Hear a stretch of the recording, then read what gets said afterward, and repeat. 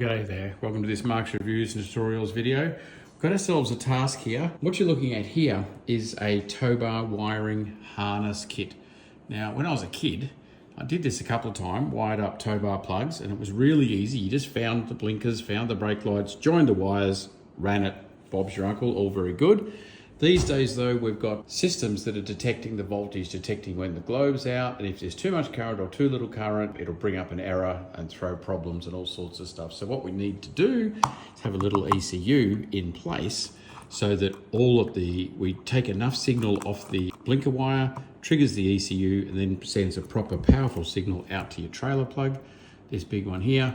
You get no error codes and she's all good. So we need to get that in. So what it basically means is where we used to just connect these direct, so far as the installation goes, we still connect them into the wires the same way. They then come in, but they then trigger the bigger, heavier wires which run out to your trailer plug. In this case, I'm just putting a bike rack on, but it means that we can, with the round plug, we can have a trailer on there as well.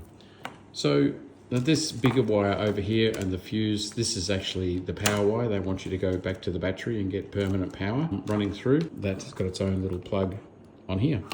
So we will go out. Step one, of course, is you've got to find where all these things are on your car. I've got a BMW X3, and we're going to be tapping into it where the tail light goes back because we've got ourselves pretty much everything we need there. We've got brake lights, we've got tail lights, and we've got blinkers, and we'll have to pull over to the other side. There's no extra long wire. It's okay, I've got plenty of wire. We'll have to pull over to the other side to get the other blinker, and then we'll be all sweet. Okay, so this is the car in a BMW X3 F25. I do believe I'm going to come in on the right-hand side because there's good access to the blinker wire right there.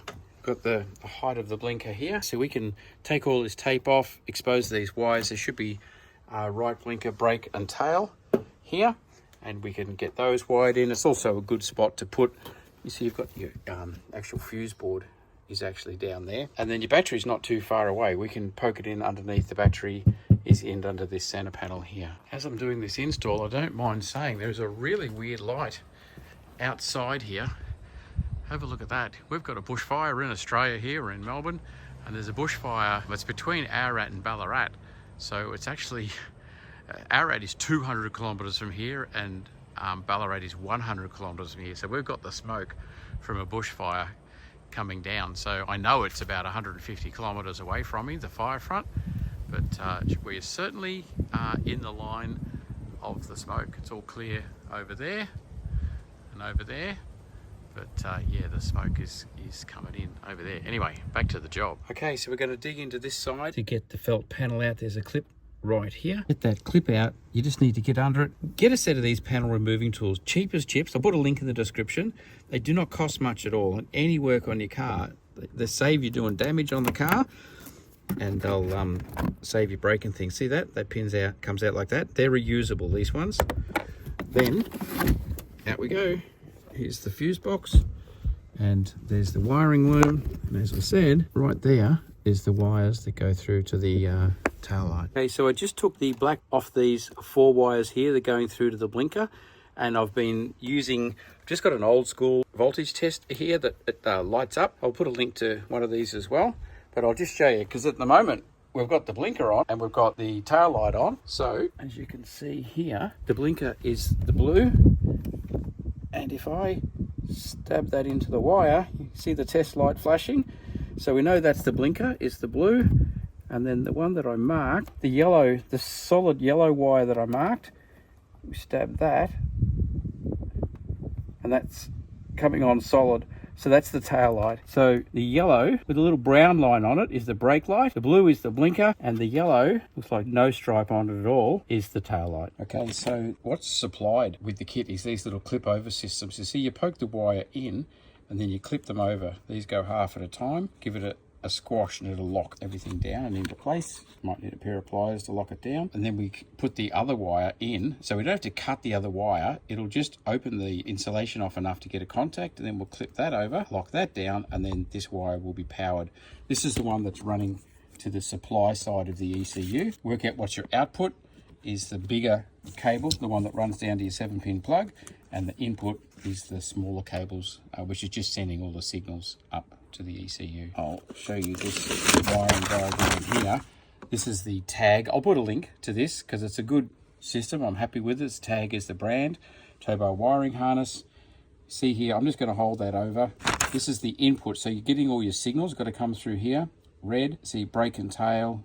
Red and brown coming in here, left, right indicator. So all of your signals come in here, and you've got your battery coming out here. It wants constant power, and then the signal it puts out to your trailer plug. This you wire onto your trailer plug, and there's your color coding there for the trailer plug. Okay, so if your kit has got the same plugs as these, you'll notice when you look really closely that you've got a gap there and there for the wire to go through, and you've got a gap there for the wire to come in, and there it's got a blank off. So this is actually where you put the cut wire that they've stripped a little bit on.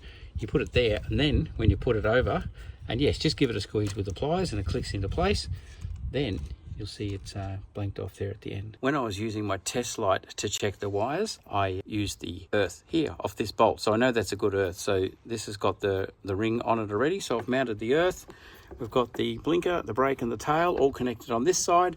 So now what remains, we're going to come through to the battery. So I'm going to take this out here. There's a screw here and a plug here from memory. So you just use the trim removal tools again on these two. Undo the screw, we'll take this out. That means we can run wires down and we'll connect onto the battery and we'll come across and find that other blinker. Of course, this is a BMW. So the little screw down there has got a torque set on it. That's a T20. Again, look at the links in the description for some good tools. If you've got a BMW, get yourself some Torx screwdrivers. All right, so once you've got the two pins out and the screw out, it's just a little tab down the front there, but just pull that up, and that is up and out of there. And now we've got awesome room. We're going to have to run a wire. The 7-pin plug wire is going to have to go down there. So this is how we're going to get across now into this section under here, through to the battery and through to the blinker. Okay, so here's your battery. You undo the two little clips here and lift that up, and there's your battery, looking nice and complicated. I'm just looking for a smaller bolt. There's a lot of little clips here. This one actually holds the terminal on.